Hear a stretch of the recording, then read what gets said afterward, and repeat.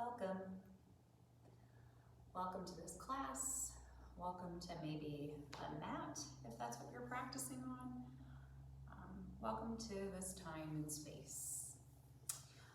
If you're joining me for this particular class, you are here for what I am calling Yoga for Anxiety.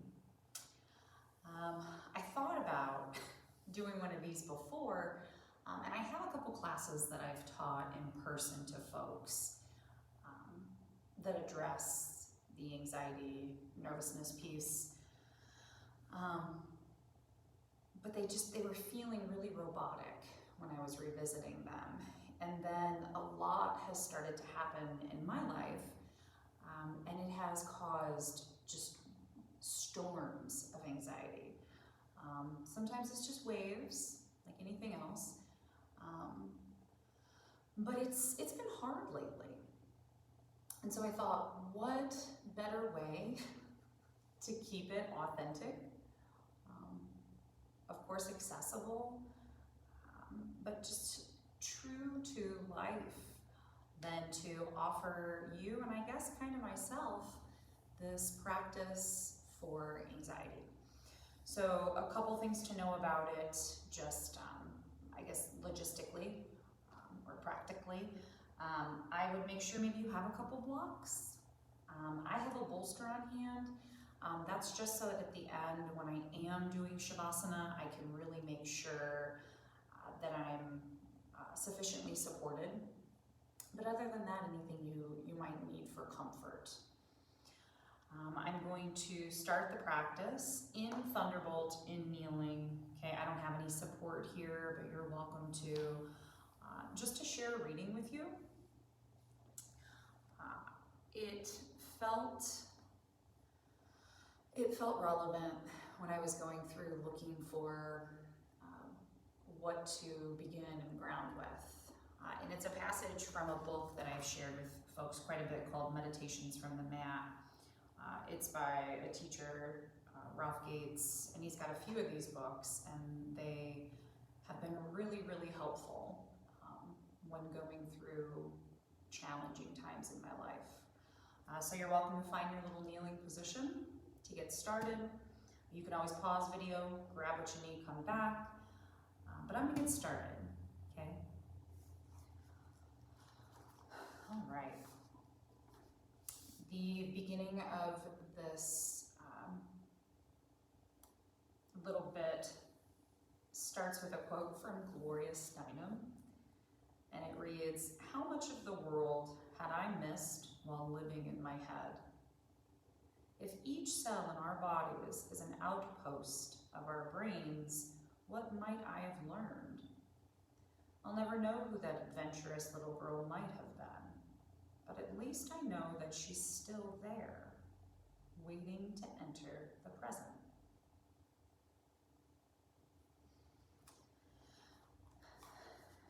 And Ralph writes, "It's hard to believe Gloria Steinem is not talking about yoga in this passage from her book, Moving Beyond Words.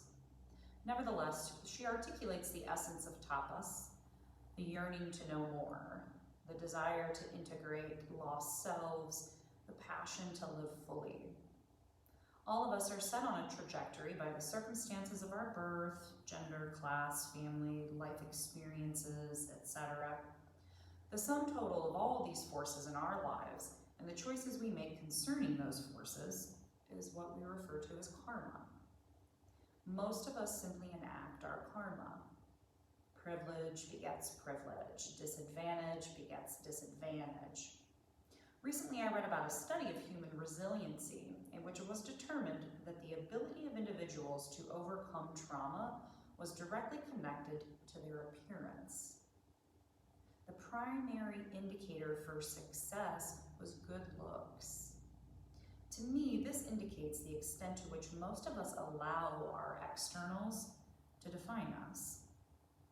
Karma is the momentum of all the external forces in our lives, including the consequences of choices we have made in the past. Tapas is the generation of internal momentum to counteract the momentum of karma. The spiritual journey can be likened to waking up one day to find oneself mindlessly floating down a river. The first step is to acknowledge that we are in a river. The second step is to understand that we have a choice about it. Many of us then try to swim upstream, but eventually we arrive at the third step. We get out of the river. If karma is the river, then tapas is the will to get out of the river. Earlier in her essay, Gloria Steinem writes about how her family, her gender, her culture, and the choices she made to contend with these influences had denied her the full use of her body. She goes on to describe her awakening and the forming of her desire to live more fully. The early stages of such a journey, during which we acknowledge and reclaim our lost selves, are quite painful. Grieving the harm we've done to ourselves is actually part of the process. Later, we must hold to the vision of a new life in the face of adversity. In both legs of the journey, tapas is the energy that sees us through. Tapas is the will both to look at what we've lost and see what we can reclaim. So I shared that as kind of a reminder to myself, right? But just sharing that with you, that's a lot of my style.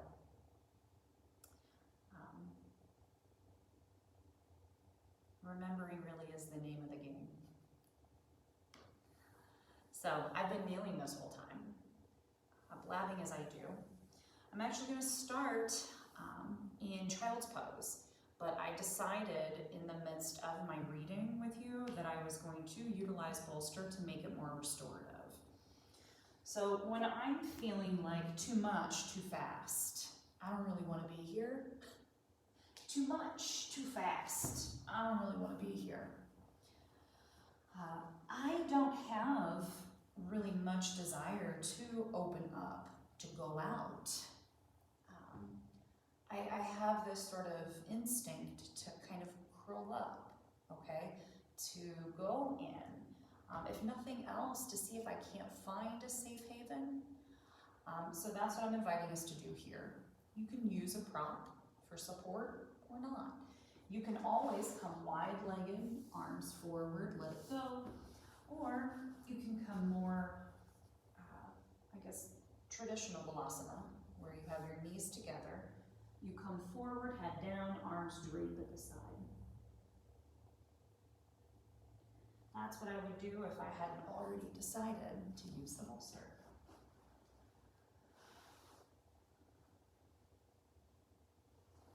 So I'm not as comfortable as I could be here, but a lot of that has to do with the fact that I need you to hear me. So sinking, settling, beginning to work on being with. It's hard when we're dealing with anxiety. You can stay put, I'm going to blab some more. Usually during these storms, I'd rather be anywhere else. And the silly part of it is I'm usually experiencing all the symptoms because I am elsewhere. I laugh about it because now I really know it to be true. I need to be here. So if you catch yourself in this moment being like, oh my God, I'm still feeling this, why is this the only thing I'm feeling? You need to bring back to mind the features of a check-in, anything that's grounding to you. So if you do need to take a moment, sit up and kind of look around, like, I'm not in the midst of whatever the thing is that's bothering me. Even if it's somewhere on or in your body, right? There's other things that are happening that are right now.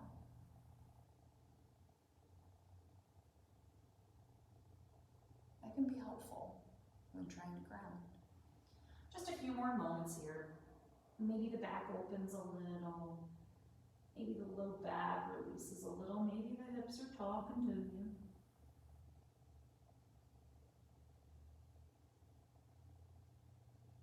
I feel a settling in my hips. And I'm going to take 3 breaths that I'm as mindful for as possible, thinking of the breath as a little anchor that helps keep me where I am.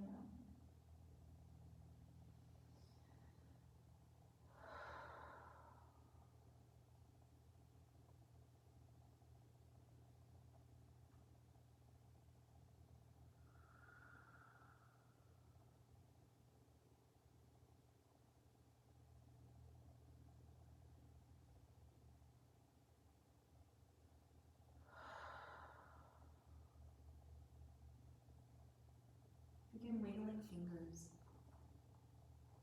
If you haven't already, find a safe way to lift the head, crawl the hands up a little closer to the knees. If you were using support, maybe move it out of the way and keep it handy. Speaking of hands, come onto the hands and coming up to the knees, the hips rise on up with us. We come more table-like in our posture. I like to find kind of just some organic sway. Right, my hips just kind of, I don't know, they just kind of rock side to side without me really having to think about it. This is another part of realizing safe haven, realizing that I can keep myself safe. I can keep myself grounded. I feel my fingers on the mat, pressing down through them. I feel the floor beneath the mat. I'm here. And if I need to, I can tell myself, I am here as much as I need to. Tucking toes here, stepping hands back towards my knees again. Drop the booty down, sit the chest up a little taller.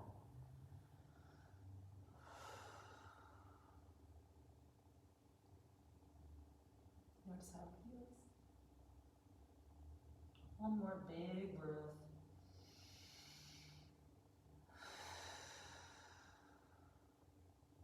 Step forward as you do. Untuck toes, find a little slappy slap at the tops of the feet. And then I'm going to take my cat-cow. I spread into the fingers, but I realize I can't find fists or forearms for this. I'm going to drop my belly, lift my tail, and I'm going to lift my chin and my chest as I lift my tail. Ooh, I kind of heard something pop. What's that all about? I take a couple breaths here. When you're ready, I'm going to do it on the exhale. I arch the back, drawing my chin into my chest, my toe between my legs. And then I find some gentle movement, right, as I come back and forth through the postures. I'm back in cow, I'm back in catch. You find a pace that works for you. Maybe it feels best, it feels safest to just hang out in cow for a moment. Maybe you're here, you don't lift the nose too much. Instead, you broaden at the chest, you keep your tailbone up, and you take a little bit of that no gesture.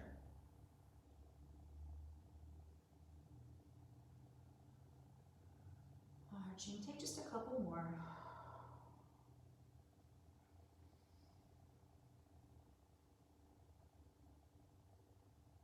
And then I come back to my table position. I turn my fingers out. So my fingers are fanning at their matching side of the mat. I rock again, this time keeping it mostly in the shoulders. So weight goes to the left hand and then the right. I'm going to keep turning these fingers all the way around until they are facing my knees. I'm going to take a little cat-cow here. Now, if you don't want to, or you shouldn't be, you know what it's like to take a class with me, maybe. You do you. I'm going to take just a few more.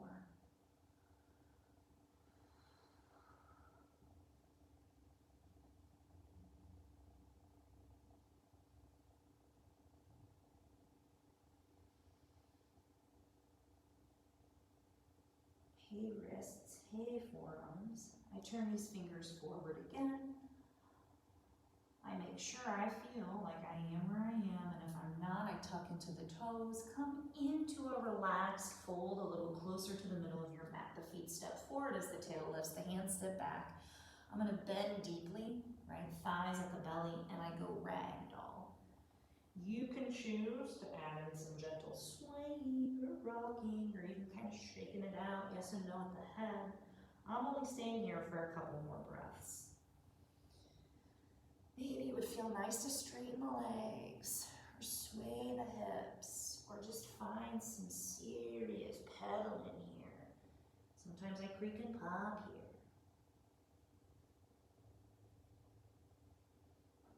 Front ragdoll, I drop hands, they're closer to the toes, mine are actually on my toes. I'm gonna look forward, crawl my hands forward again, right? Not lifting out of my heels. Taking a moment to press through the fingers, I lift the chest, look forward. Oh, there's my hamstrings. Now I find a little bit more bend in the knees, I lift out of the heels, I'm gonna step back, hips higher, right? I'm in full down dog.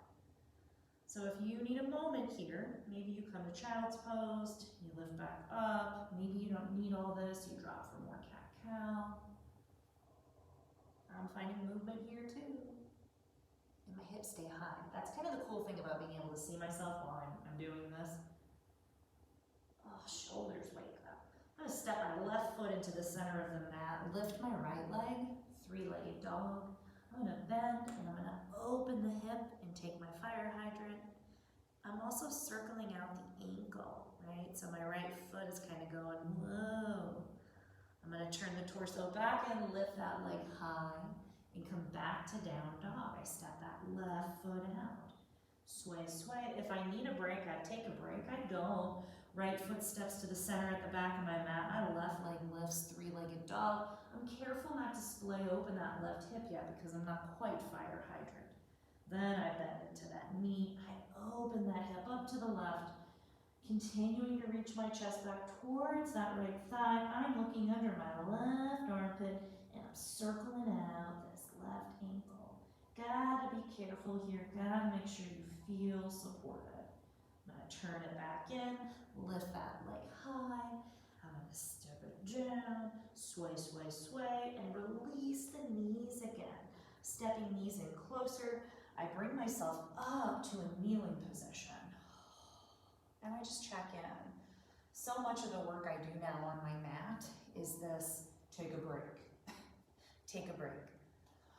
Oh, you've done this. Okay, how did that feel? Where are you now? Instead of just rushing through things. Another feature of my anxiety is that I feel like the anxiety never slows down, or when I'm in the midst of it. And I feel like I have to match the externals to the internal chaos, if that makes sense. So instead of slowing down, stepping back and rooting down, right, and focusing on noticing, I just kind of let it take me. And I'm like, okay, we're running now. Okay, we're flailing about. Okay, we need to talk faster. We need to do more. I'm not doing enough. It's not catching up with the insides. And it's like, take a break, right? Take a break. Perhaps a hand at the belly, a hand at the heart. Closing the eyes down. See if you can't feel how you feel for a moment.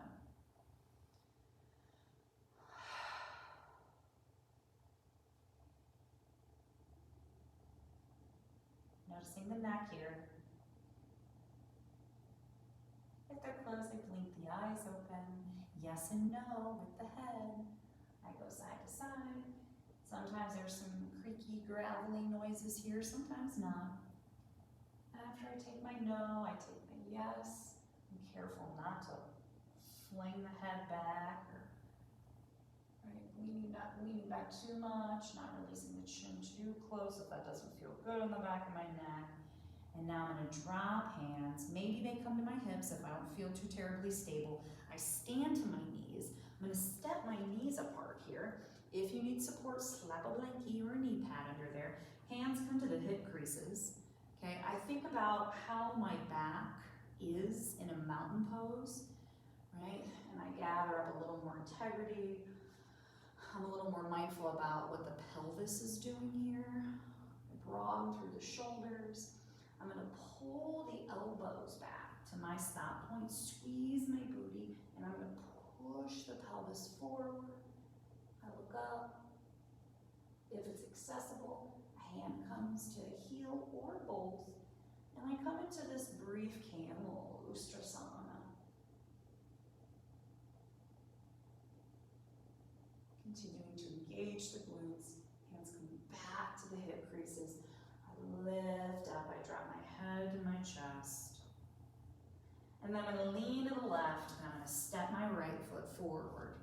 Hands come to the mat, I tuck toes, bring that back leg back a little more.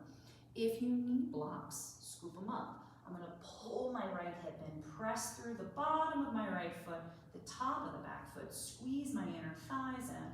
I'm gonna come to my low lunge with prayer hands. Again, slow it down. I am here. Extend my left arm forward. I sweep my right arm back.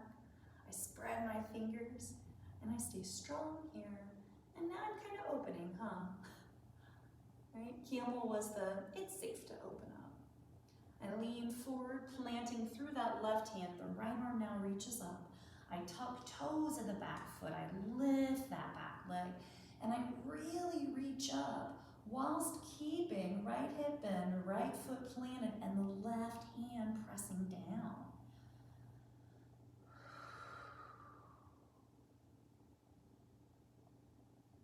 One more breath.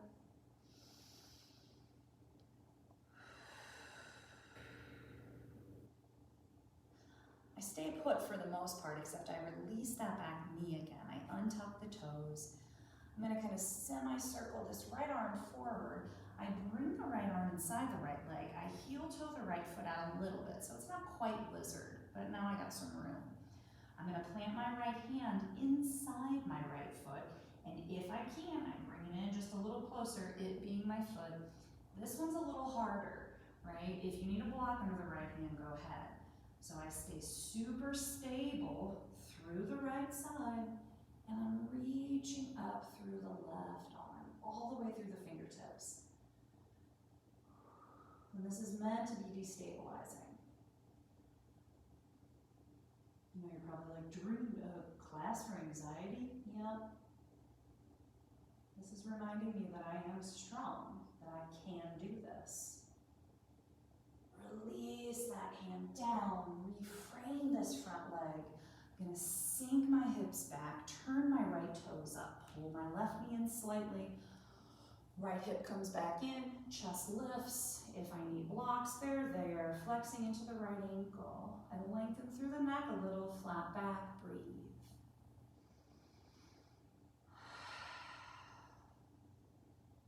Adding in a little bit of destabilizing reminds me, like, I can do hard things.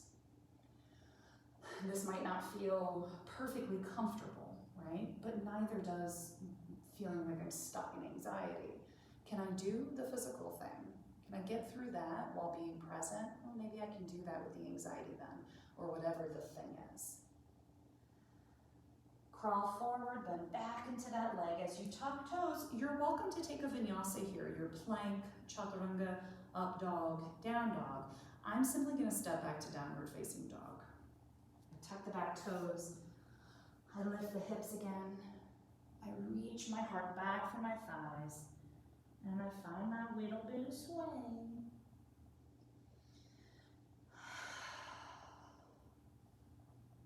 Release those knees safely. Step the knees in again. I sit back on the heels. I sit up tall for just a moment. Gather myself. And then I stand back to the knees, hands to the hips, coming back into my camel stance. Right? You can always do, gosh, you can do like half a camel, you 25% camel, you know what I mean? Where you just take hands to the hips, squeeze the seat, push the navel forward, really find good support there at the low back, and you just look up a little. Okay?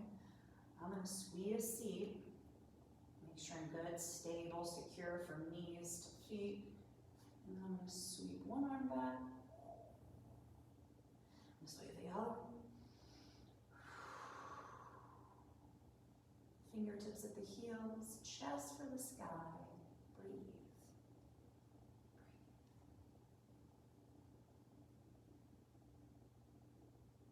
Left arm sweeps forward, hand finds my hip. Right arm forward, finds my hip. Take a moment, breathe. I lean to the right, and I step the left foot forward.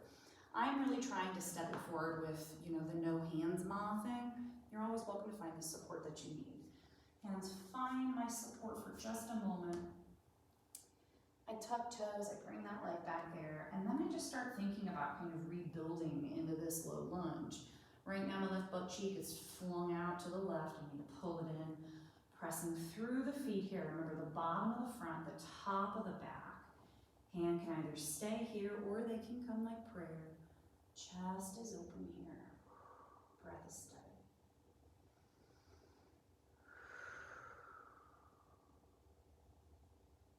And then I take that right arm and I extend it forward.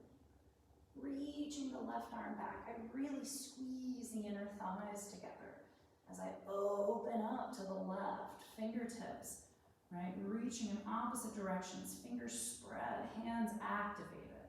Neck safe. Breath findable.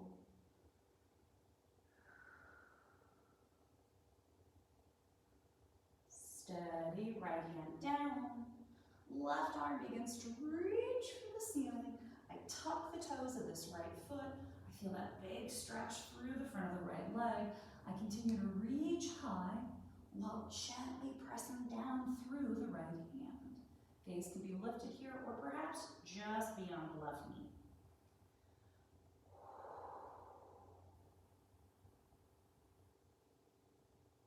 I begin to, remember, kind of a semicircle, that left arm forward. As I untuck, safely release the back leg, I'm going to heel toe my left foot over just a little. Left hand inside that left foot. I scooch it in for a moment. Oh, you get to see my face on this side where I struggle a little. Stable, right? Try not to collapse that left knee away from you. Once again, rooting down through, left fingers now, reaching high through the right. Careful. This one can feel like quite a bit through that left hip, especially the groin area. You're probably like, oh no.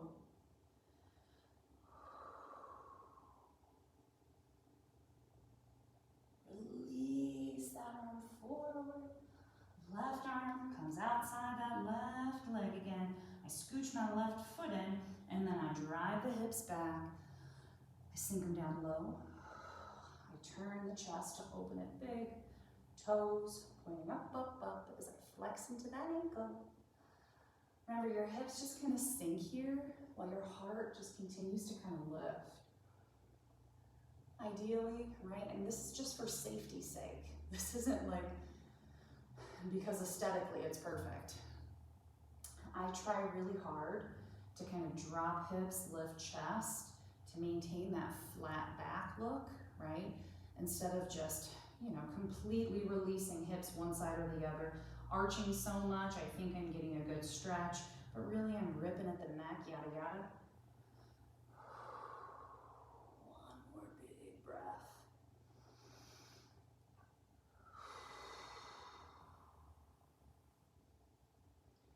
I'm gonna crawl or bend. Remember, if you'd like to take a full vinyasa, or maybe you want to step back for a plank, and then you lift, go ahead. But I'm going to ask that you meet me in down dog, because that's where I am. Hips high, all right? Chat breath.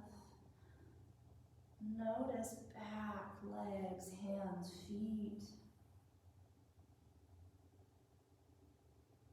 Now, if it's available, shift the torso forward, stepping the feet in slightly, perhaps back a little bit farther away from the hands. I come into a plank pose.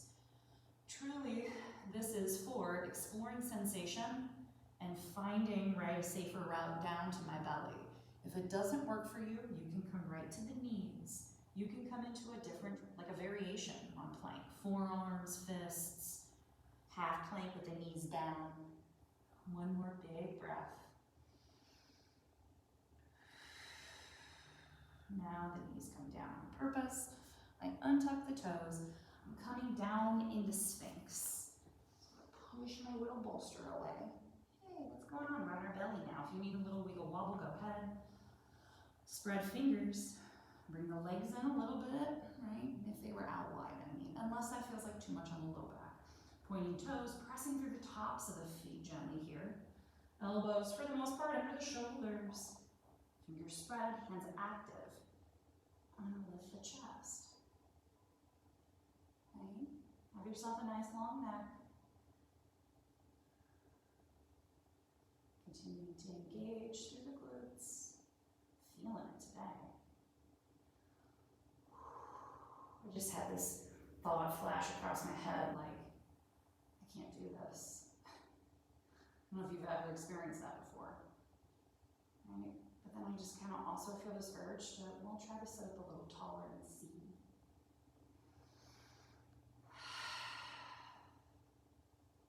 Safely softening the hands, poking these elbows out. Hands come in. I'm going to release my face down to the support that works. Come into prone. Okay.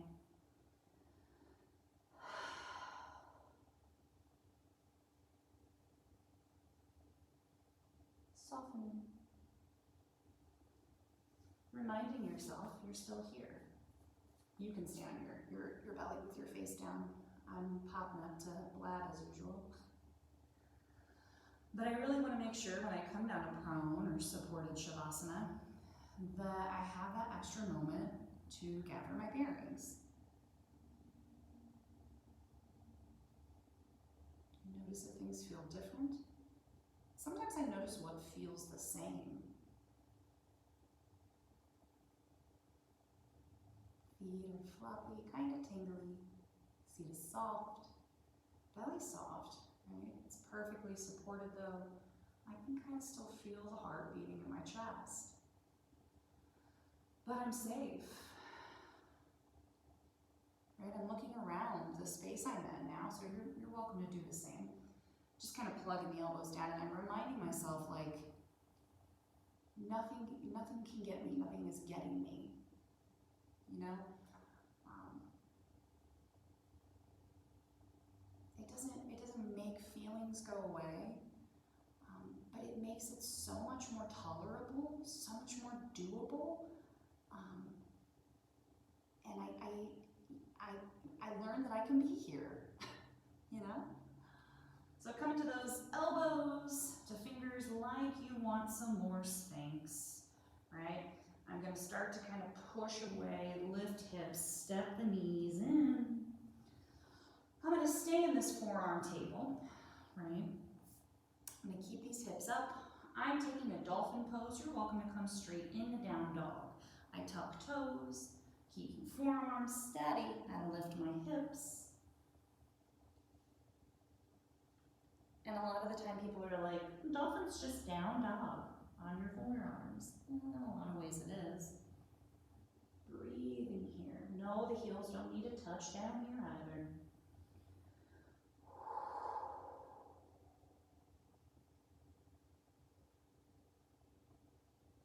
My shoulders right now are reminding me I'm here. One more big breath. Really reach those hips high for sky. And then I safely release those knees.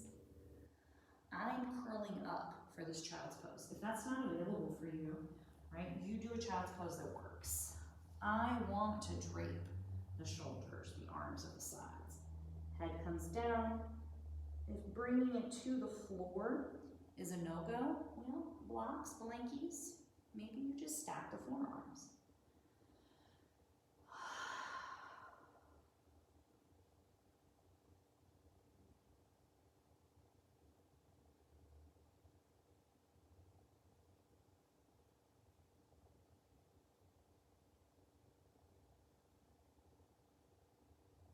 When things get quiet, I'm still safe. And that's pretty neat.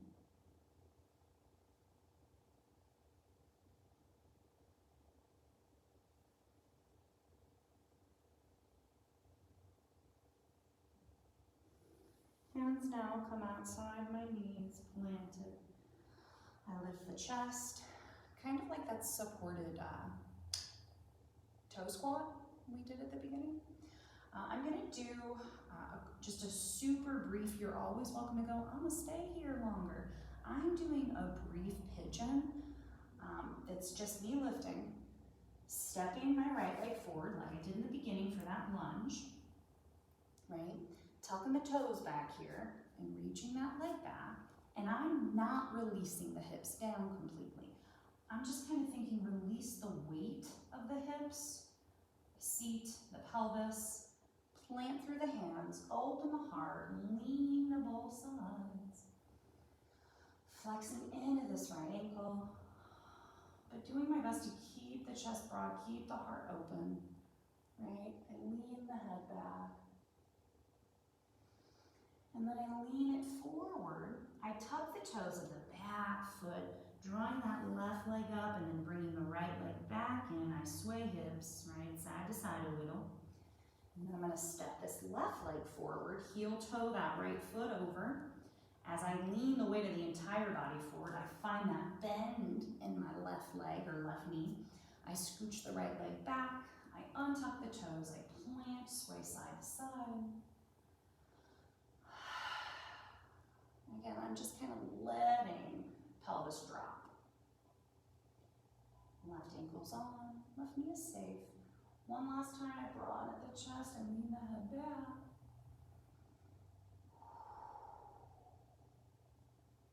Lean it forward.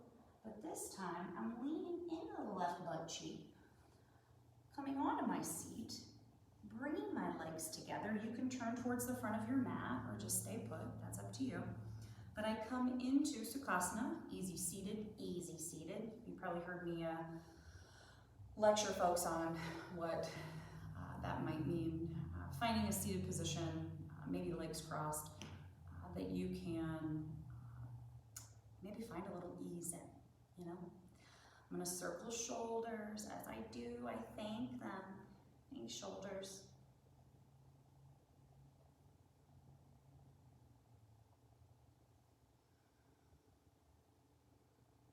And then I'm gonna grow my wings as I sit up nice and tall. Palms face down for now. Bend into the elbows. Find your little cactus arms. On an inhale, think camel. Lean back, chest forward, look up. And then pull it in, arch the back, forearms as close to touch as humanly possible. Chin releases to the chest, just a few more.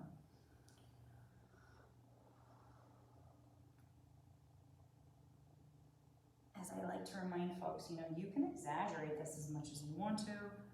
You can kind of back off if need be.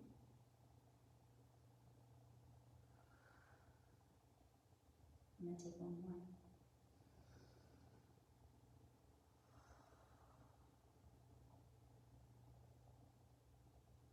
Then I'm gonna extend these arms out. Palms face down for now. I'm gonna spin to the left. And I'm gonna bring my left hand to the right knee, right hand behind my booty. I sit up tall while plugging in through those right fingers, drawing the right shoulder back a bit. If you like, some people do, you can look back towards the right shoulder. I don't need all that.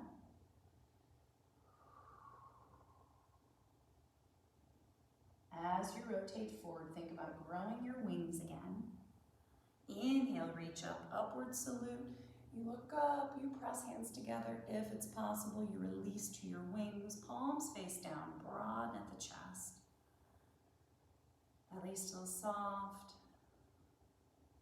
Sit up tall.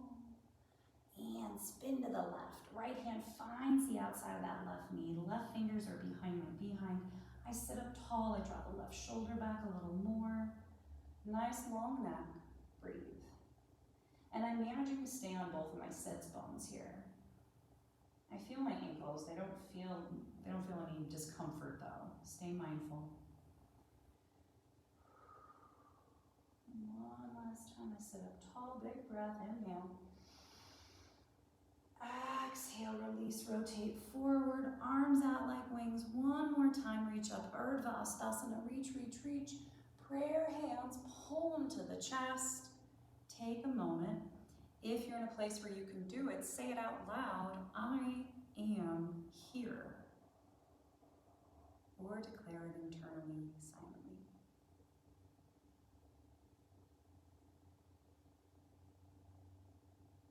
I'm here. Hands gently drop to the lap. So for Shavasana, I've done this in a couple of the videos. You always want to make sure that it's going to be a comfortable Shavasana for you. I don't spend too long here because you're always welcome to extend your Shavasana, especially in the capacity that we're doing our practice. You can pause it, you can just let it run, play, just end. But I at least want you to know that integration remains important.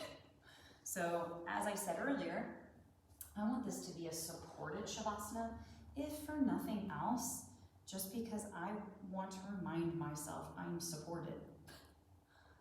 Because oftentimes when I'm struggling with anxiety, the symptoms of it, I don't feel like I can find support. Even if people are like, well, we're here, what can we do? I'll drop everything and come, like I'm here. I can't access support, right? And that's that. Some days are easier than others, okay? But my choice in this moment is support under the legs, maybe a blanket under the head, maybe not. Maybe you want a blanket over your body, maybe not. Wiggle your toes, right? Draw little circles with the feet and the ankles, spread, crunchy, curl, windshield wiper, spread fingers, right? Find fists. And before we commit, right, reach your arms overhead, full body stretch. Breathe in, hold, tense every muscle in your body. Squeeze. And then just release. Eyes usually closed for Shavasana, but if that doesn't feel like it would work right now, keep them open but soften the gaze. I'm going to bring hands to the low of the belly, and it's mostly so that I feel like I have good access to breath. A lot of the time I know that belly breathing is helpful, but I'm way too keyed up to access it. I'm going to tuck these shoulder blades under one more time. You're welcome in this moment, once you've found a position that works, to close the eyes down. Okay, close them down.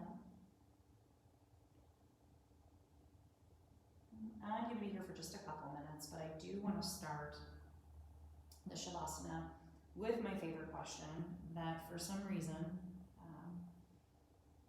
in the midst of anxiety, it's like I forget this question, and I've shared it with people quite a bit. It's, what is here right now when there's no problems that need to be solved?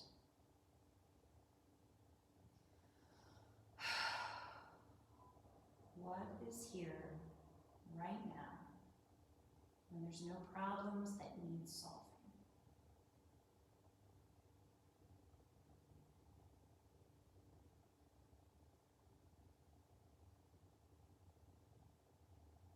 Trying to open the heart to the possibility, the probability that we are supported. Always. We are always supported.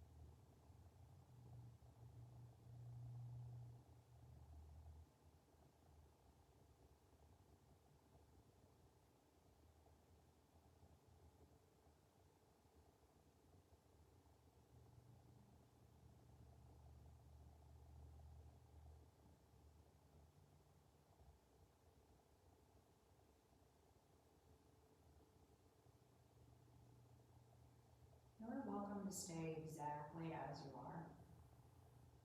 You don't really have to move a muscle at all.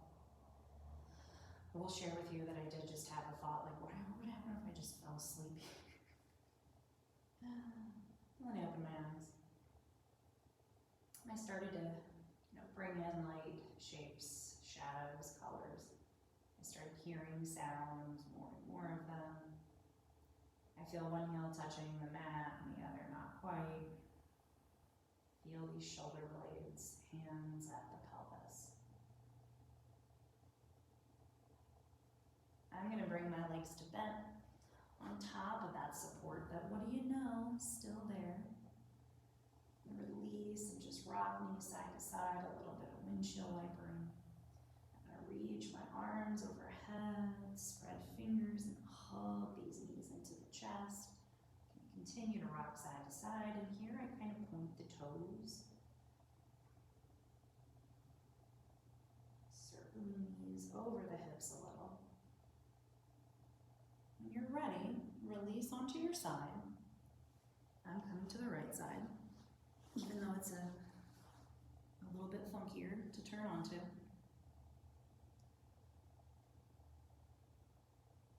Gathering my bearings, I'm gonna lift on up. I do want to take a second after I found my Sukhasana to seal the practice, to recognize that I just did that and I'm still here. And I feel okay. And in some ways, just practicing and guiding you this way, I do legitimately feel a little bit better. If you don't, that's life. Try it again, right? Try and try again. You showed up for yourself. It's fantastic. In fact, that's how I want to seal this, right? Hands like prayer at the chest. I want to honor you for showing up. Throwing on a yoga for a tighter booty, or, a yoga for hips, or anything else, right? That we go to focus on something. It's a big deal, and I honor that. But I especially honor you if you are dealing with the symptoms of anxiety and you consciously chose to show up and be present. That is an act of courage, and please, please, it's a big deal. I'm proud of you. Thank yourself for trying.